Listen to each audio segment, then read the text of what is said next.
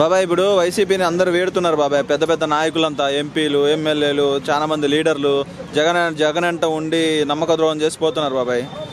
ఒకటి బాగినండి, అందరూ పోయినా అతను ఒక్కడు చిరుతపులి తెలుసా? వాళ్ళమ్మ పెద్ద పులి షర్మిల ఒక టైగర్ అంటే ఒక చిన్న పులి. జగన్ అడవికి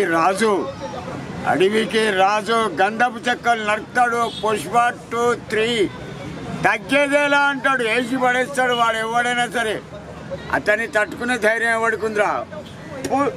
మీరంతా డబ్బు కమ్ముడు పోతాడు. వాని దగ్గర అతని దగ్గరనే ఉన్నది కొన్ని కోట్ల రూపాయలు.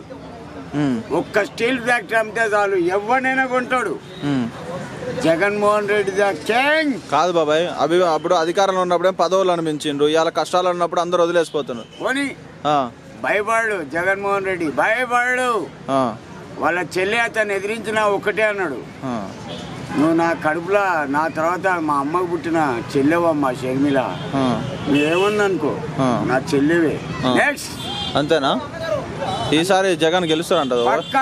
అతన్ని తట్టుకోవాలంటే తల్లి సిగదరగా 100 మంది ఏకమే వచ్చిన వాడిని బొచ్చు బీకరు. వాడు ఏందనుకున్నావు? వాళ్ళ నాన్న రాజారెడ్డిని చూసిన తాతను ఓ నలుగురిని ఇట్లా పట్టిండు అనుకో, కదలరు. పులివెందల ఇగో ఇట్లా ఉంటాడు. వాళ్ళ అయ్యా ఒక పులి 2 పథకాలు పెట్టిండు.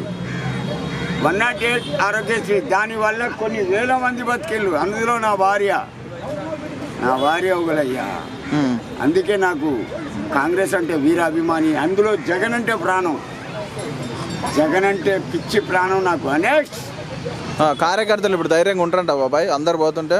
ఒకటి బాగిన బాబాయ్, నీ ఆలోచన నీది, నా ఆలోచన నాది. ఏమంటావు? నీ అభిమానంతో నువ్వు దండేసి దండం పెట్టచ్చు, నేను విమర్శించవచ్చు. నీ అభిప్రాయం ఇది, నా అభిప్రాయం నాది. ఏమంటావు బాబాయ్?